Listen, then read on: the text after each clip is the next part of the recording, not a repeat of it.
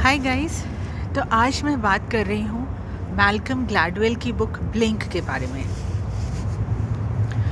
Malcolm Gladwell ने अपनी book में इंट्यूशन के बारे में बात की है, गट फीलिंग और हमारा स्प्लिट सेकंड डिसीजन मेकिंग कई बार जो होता है, जिसको आप कहते हो कि बस मुझे ये ठीक लग रहा है and you go with it.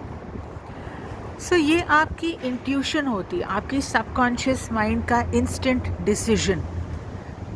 लेकिन क्या ये इंट्यूशन हमेशा ठीक होती है?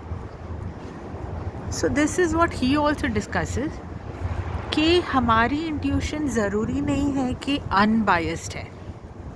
कई बार आप देखोगे कि आपने कहीं पे कुछ रीड किया है या आपने कहीं पे कुछ सुना है न्यूज़ में, तो आप जो डिसीजन ले रहे हो that could be based on those information snippets which you have received. It is not necessary कि जो आप डिसीजन ले रहे हो वो सिर्फ आपकी स्प्लिट सेकंड का ही रिएक्शन है। इट इज़ पॉसिबल कि जो रिएक्शन आप दे रहे हो that is coming from a place of information that is already present in your mind।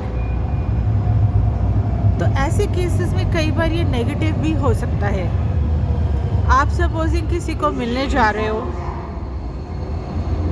और आप ऑलरेडी उनके बारे में एक इमेज बना के जा रहे हो, या you already have an opinion about them, क्योंकि आपने उनको सोशल मीडिया पे रिसर्च किया है, या आपने ऑलरेडी उनके बारे में कुछ रीड किया है, या आपने न्यूज़ में कुछ देखा है।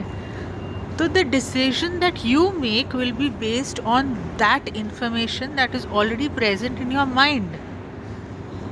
Then your intuition is coloured by your coloured by your bias.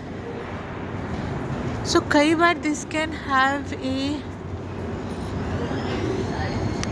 impact on what is happening, because supposing आप किसी गर्ल को मिलने जा रहे हो for let's say matrimonial purposes, लेकिन जाने से पहले आपने उसका सोशल मीडिया देख लिया, आपने उसके पिक्चर्स देख लिए, आपने उसके बारे में काफ़ी कुछ पढ़ लिया, whatever she has written, या उसकी photographs, and already you have a picture of her in your mind before you go to meet her.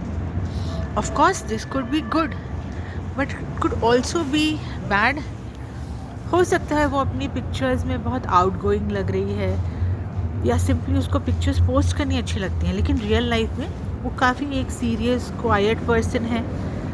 She just likes to post pictures online. इसलिए जो हमारी लाइफ में हम जिसको कहते हैं gut feeling, it also has two sides। It could just be what you are feeling and you can go with it, or you can maybe wait and see if what your gut feeling is saying is that true। कई बार as a physician ऐसे होता है कि एक patient है, उसके सभी reports normal आ रहे हैं, लेकिन आपकी गट फीलिंग कह रही है कि कुछ तो भी गड़बड़ है, और आप और टेस्ट लिखते हो या और इन्वेस्टिगेट करते हो। ये भी एक पहलू होता है। कई बार और इन्वेस्टिगेशन करने पे कुछ आता है जो आपको लग रहा था। कई बार पेशेंट आपको कहता है कि अननेसेसरी आपने मेरा खर्चा करा दिया एंड एवरीथिंग वाज फाइन।